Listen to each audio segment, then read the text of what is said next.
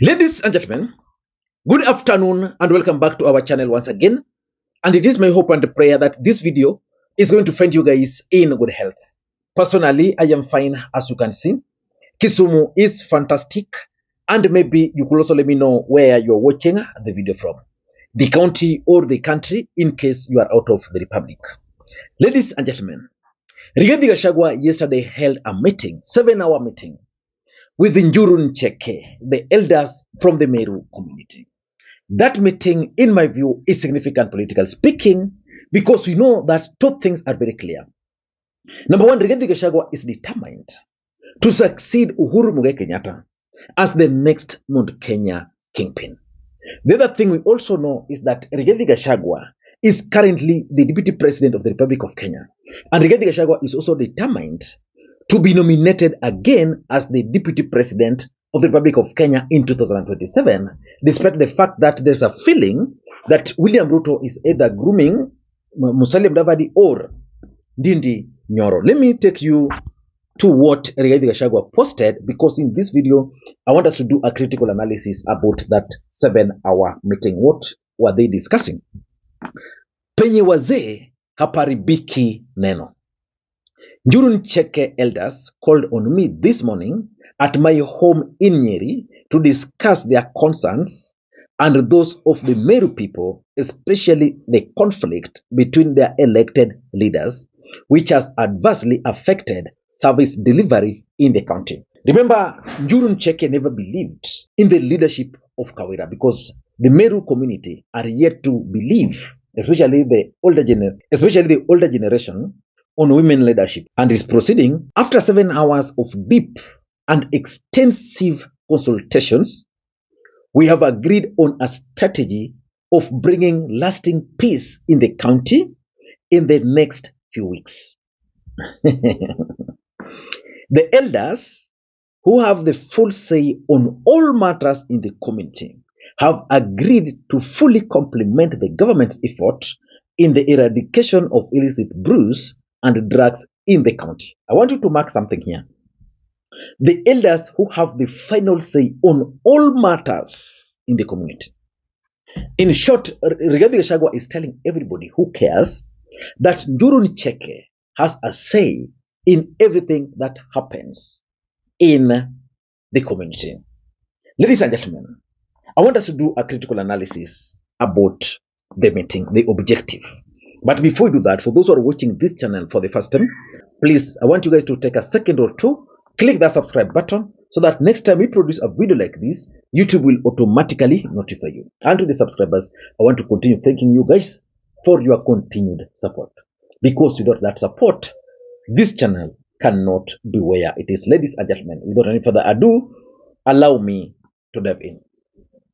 Why do you think Rigathi Gachagua met with Njuri Ncheke? Why? The timing is significant because when Rigathi Gachagua was meeting this group, Mwangasa Kawira was actually at UDA party headquarters. So what was the objective of this meeting? Number one, Rigathi Gachagua has developed a clear strategy on how he wants to consolidate the entire Mount Kenya region. The truth of the matter is that the entire Mount Kenya region voted for Kenya Kwanza in the last election. As we speak, they are not very comfortable with Kenya Kwanza or UDA party for that matter. But Rigathi Gachagua wants to consolidate that region because remember, as much as they voted for Kenya Kwanza in the last election, they voted for Kenya Kwanza through William Samoei Ruto. You can't say that Rigathi Gachagua delivered the mountain to William Ruto. So the truth is, the person who delivered Mount Kenya to UDA was William Ruto. So Rigathi Gachagua is trying to consolidate the mountain so that they can have a voice. And I don't think William Ruto is going to be comfortable with that because William Ruto is comfortable with the situation where he's the sole kingpin of the mountain. He's the sole guy who decides what happens in Mount Kenya. But now we are seeing Rigathi Gachagua, he's been moving around the mountain. And now he's leaving the Kikuyu nation. We are seeing him in Meru. The other day he was in Embu. Basically, he's trying to consolidate the mountain, including Mount Kenya East. So that's number one. Number two, Rigathi Gachagua is also embarking on early campaigns. I don't know how this is going to sit with William Ruto, but Rigathi Gachagua is following William Ruto's playbook of 2022. For those who followed William Ruto after 2017 election, they should have concluded that William Ruto was so determined about succeeding Uhuru Kenyatta as the next president. Because William Ruto never rested. After that election, William Ruto embarked on a journey of consolidating his support base. And he came up with a strategy. And William Ruto's strategy was very simple at that time. Consolidate the Kikuyu nation, which he did because his fear was that after the handshake, they were going to drift away from him. So he consolidated them, then went and consolidated his support base, which was the Kalenjin nation. I've been studying Rigathi Gachagua and his brand of politics. And clearly, Rigathi Gachagua is following the same trajectory as William Ruto. What Rigathi Gachagua is doing is simple. Rigathi Gachagua wants to consolidate the mountain into one voice. Remember, over 1.4 million voters from the mountain voted for Raila Odinga. What Rigathi Gachagua is trying to do, he's trying to consolidate all of them into one basket. And then he hopes that in 2022, maybe William Ruto will nominate him again as the running mate.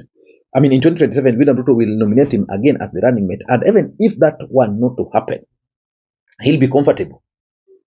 He believes that once he consolidates those people, then he can pull again another Ruto's card of betrayal and blackmail the Kalenjin nation the way William Ruto blackmailed the Kikuyu nation. Then, and that's why you always see Rigathi Gachagua either in the mountain or in Rift Valley. In fact, I'm surprised that today Rigathi Gachagua woke up in Mombasa and is going to give some lecture in Kilifi County, which is Pwani University. But let us face the truth. He is embarking on early campaigns. Nothing else. Number 3 is the Ndindi Nyoro scare. You see, if you study William Ruto closely, he nominated Rigathi Gachagua not because he wanted Rigathi Gachagua, but William Ruto really wanted to become the president of the Republic of Kenya. And therefore, what mattered to Ruto at that time was the numbers. And where was William Ruto going to get those numbers? The numbers were in the mountain. So which means in 2022, William Ruto wanted someone who could deliver the numbers in Mount Kenya. And that person was none other than Rigathi Gachagua. Then now Ndindi Nyoro is coming. And is coming forcefully. Ndindi Nyoro is being rebranded for those who follow him very closely. He's now appearing more as a national leader. Remember in 2013 when Ndindi Nyoro was first elected, the first article he posted on the Daily Nation was about benevolent dictator, where he urged Uhuru Kenyatta, who was the president then, to use dictatorship to deal with ODM supporters at that time. So he emerged as one of the radicals within Jubilee at that time. Right now, we are seeing Rigathi Gachagua, we are seeing Ndindi Nyoro being rebranded as a national leader, an economist, someone who is reaching out. So it's been busy moving out, reaching out to Nyanza, Western, all over. But for Rigathi Gachagua, he wants to consolidate the mountain first. He wants to appear as if he's the defender of the mountain. And for me, that strategy might actually work for Rigathi Gachagua. Consolidate your base, because in Kenyan politics is generally tribal. So you must have that tribal backing. So for Rigathi Gachagua, he is trying so hard to lock Ndindi Nyoro out of the mountain by holding these kinds of meetings. And I'm sure 7 hours meeting is not just a meeting. They must have agreed on other things. Probably they ate, they storied, a lot of things. But the truth is, it is as a result of the scare of Ndindi Nyoro, because Ndindi Nyoro is still outside there. What if Ndindi Nyoro were to start now camping in the mountain? And number 4, Rigathi Gachagua wants to become Mount Kenya Kingpin. For you to become Mount Kenya Kingpin, you must get the endorsement of the elders.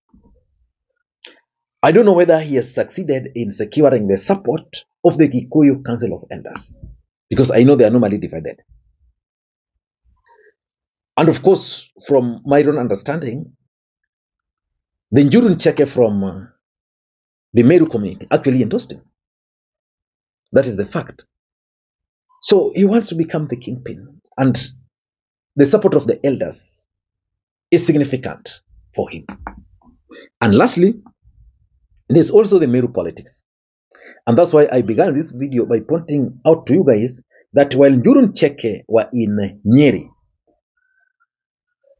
the governor, Kawira, was somewhere in UDA party offices. Kawira Mwangaza enjoys the support of Moses Kuria. Rigathi Gachagua is enjoying the support of other elected leaders. And most of these elected leaders from Meru region, they don't have respect for Mama. They've not accepted the fact that Kawira Mwangaza is the governor. In fact, the other day, I watched some video where the husband